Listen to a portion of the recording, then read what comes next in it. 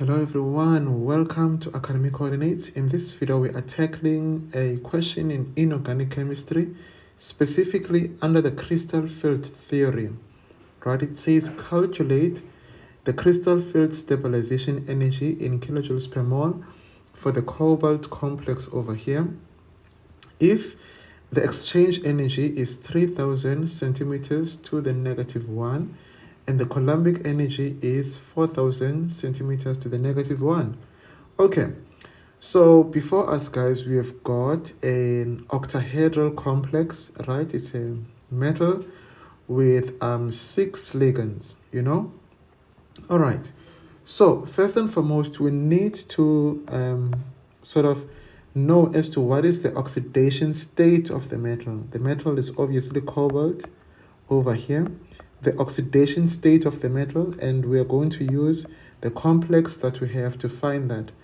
So it's X plus 6 multiplied by -1 for the Cl ligand.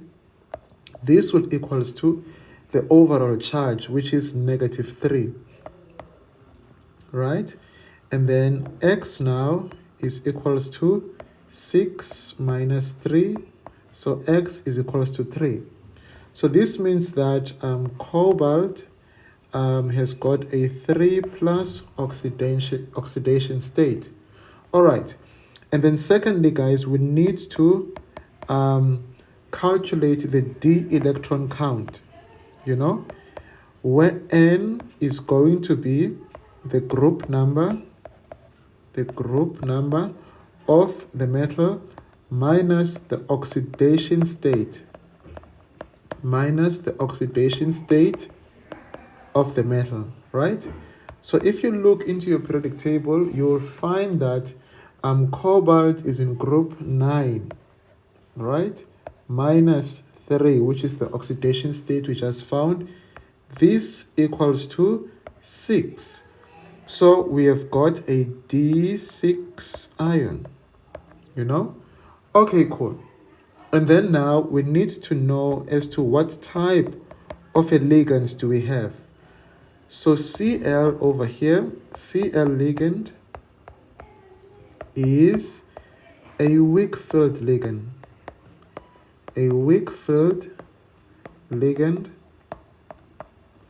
Hence, what do we expect from this?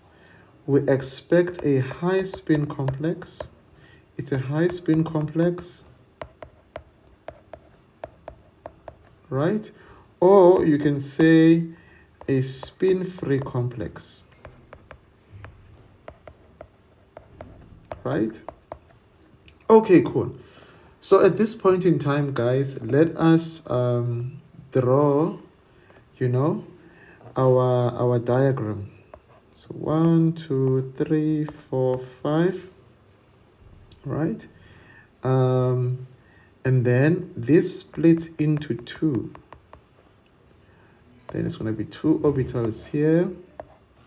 This is Eg, right? Then if I can just label them, this is going to be dx squared minus y squared. The other one is going to be dz squared, right? And then this thing splits in this form. 1, 2, 3. This is T2G. Then if I can label this d orbitals, it's dxy, dyz, and dxz, right? And then this over here is the barycenter. Okay, I think maybe let me use a white color over here. All right, so basically from here to here, this is 0.6 crystal field splitting, right? And then over here, this is minus 0.4, right? Okay, so now we said, guys, that this is a D6 ion over here. So it's 1, 2, 3, 4, 5. Remember Hans rule, and then 6, right? We first, insert them singly, and then after we can pair them afterwards. And so, since this is a high spin complex, we're going to have 1, 2, 3, 4, 5, 6. Okay? So if it was a low spin complex, both of these that are on top would be paired on the T2G. Okay. So now at this point, I think we are ready to calculate the crystal field stabilization energy. So the crystal field stabilization energy equals to, let us count the number of electrons on the T2G. So that's 1, 2, 3, 4. So this is going to be 4 multiplied by minus 0.4, right? Like this. Then plus, let's count the number of electrons that are on the EG. So it's 1, 2. So 1 in each orbital. So this is going to be 2 times 0.6, right? So it's 2 times 0.6 over this plus, right, this energy here. Okay. All right, guys, let us continue. So I think maybe for some space, let me move here. So 4 multiplied by negative 0.4, that is negative 1.6, plus 2 times 0.6, that is 1.2. Okay, and then plus total energy here. All right, so we are closer in finding our crystal field stabilization energy. However, we just need to know this portion and this portion here. Okay, let us start with, let me just use another color here. Let us start with this guy over here. This O is for an octahedral complex. If it was a tetrahedral complex, it was going to be slightly different in the sense that the T and the E were going to be swapped together. These two were going to be swapped, But anyway, all right. So the formula of this is going to be F of the ligand multiplied by G of the metal. I don't know if my handwriting is clear enough here. All right, so with regards to the F, guys, you're going to be given a table where you can actually calculate these things. So it's a spectrochemical series of ligands and their F factors, right? So now you look for the specific ligand that you are given. So here we've got chlorine ligands, and then next to the chlorine ligand, it's 0.78, right? And then the G for the metal now, we've got a cobalt metal on the 3 oxidation state, right? So because of that, you might see a number of cobalt here, cobalt 1 plus, cobalt 2 plus, but you need to find the value for the specific cobalt that you are looking for, because remember that this is a transition metal. So for cobalt 3 plus, it's actually 20,760 over here. Then this is centimeters to the negative 1. So if I calculate that, multiplied by 20760, I get 16,192.8. Right? Okay, cool. And then at this point in time, let us also determine this energy right here. This is composed of, let's say, N times the exchange energy plus M times the Coulombic energy. So with regards to the exchange energy, we look at our orbitals here. I think let me just also use another color here. Okay, let's look at the orbitals on the T2G that are spin up. So it's this will exchange with this. This again can exchange with this, and then this can exchange with this. right? So that is 3 times, then this and this is going to be 4 times. So, so 1, 2, 3, 4. So we're going to have 4 times the exchange energy plus, so the Coulombic energy, we just need to look at where are they paired. So we only have one pair session here, right? So it's going to be 1 multiplied by the Coulombic energy. So this is 4 times the exchange energy that we are given. We are given that the exchange energy is 3,000. I almost said 3,000 rand. So it's 3,000 plus 1 multiplied by the Coulombic energy that we are given, which is 4,000. Okay, and then let us calculate that. So it's 4 times 3,000 plus 4,000. Then we're going to get 16,000. Okay, so now we have found this. We also found this. So we can substitute here to, to find our crystal field stabilization energy. Okay. So the crystal field stabilization energy is equals to, so negative 1.6 plus 1.2, that is going to be negative 0.4 right here, and then plus P total, which is what we have here. You can also insert it like this in the formula, but I just figured out that it was going to be long. So this was going to be P total over here. And then now let us substitute, guys. Negative 0.4 times 16,192.8 plus 16,000. All right, so now it's a matter of the calculator.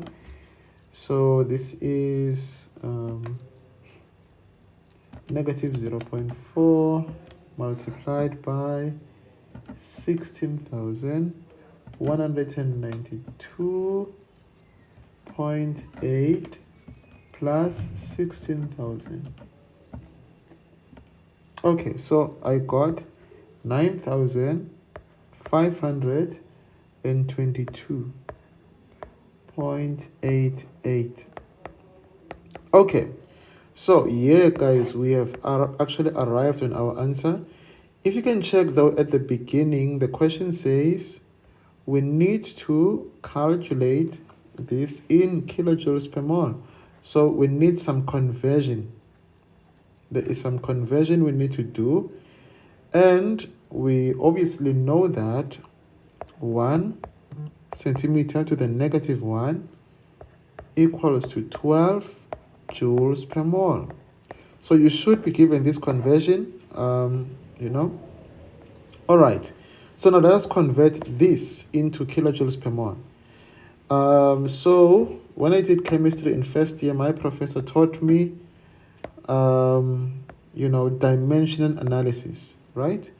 So crystal field stabilization energy in kilojoules per mole is equals to, so I'm going to start with this thing that I have here, 9,522.88, this over here, multiplied by the conversion factor, which is 1 centimeter to the negative 1, it's 12 joules per mole, right? Okay, cool. So obviously at this point, this and this is going to cancel. And also what you know is that, so now you're going to have joules per mole in terms of these units. So you're going to multiply this by, so you need it in kilojoules per mole. So in 1 joule, you have got 1,000, in 1 joule, you've got 1,000, sorry, kilojoules over here. No, this is not correct. Okay, let me take it step by step. Is my dimensional analysis failing me now? What in the world? Okay, let's actually have these units in joules per mole. Then I'm gonna do the one that we need to do. Okay, so this is 9522.88 times 12. So this is 114,274.56 joules per mole. Okay, so now let us take it into kilojoules per mole. Crystal field stabilization energy in kilojoules per mole.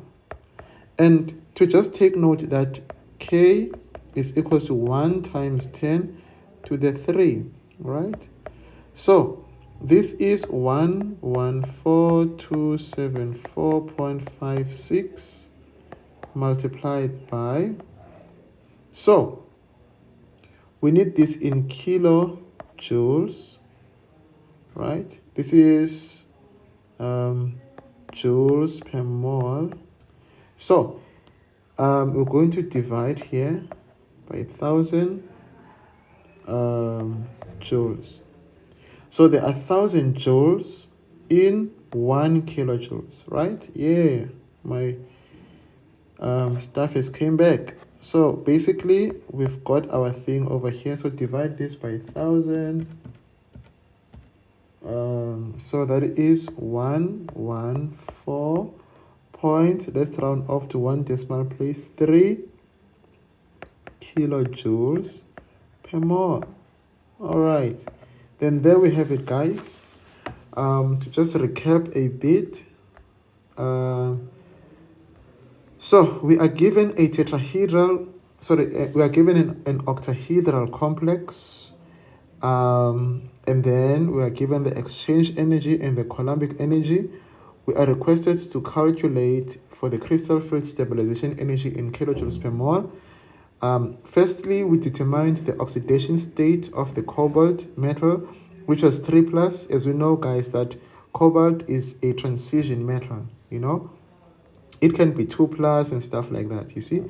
Then secondly, we calculated the d electron count, where it was the group number where cobalt was. If you can check in the periodic table, it's group number 9, right?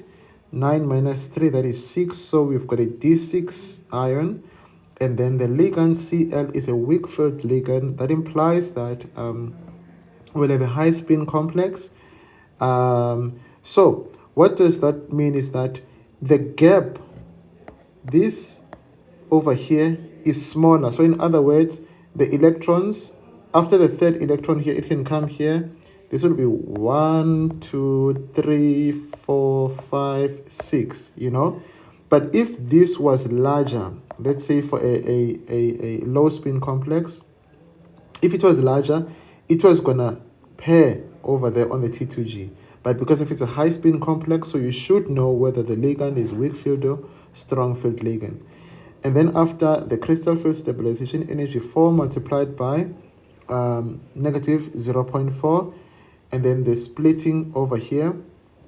And then, you know, this part consists of the exchange energy and the Coulombic energy and the number of exchanges that are possible. Same applies to the Coulombic energy as to the number of pairs that we have. And then the splitting here is the F of the ligand, then G of the metal. Then you are given these values, you know, on the data sheet. And then you should just take note whether are you given, you know, is it theoretical values? You need to state that. You know what I'm saying? Whether you have used theoretical values, you know. In my case, I did not use a theoretical value. I used the other values, the bold one over there. So you just take note of that, you know. And then, yes, and then you just substituted everything. And then the units that they requested of us, it's kilojoules per mole. And then I use my dimensional analysis to to take this into the required amount. This was joules per mole, and then there was another conversion there. So 1 kilojoules is equals to 1,000 joules, you know. All right, guys, stay blessed and enjoy the rest of your day.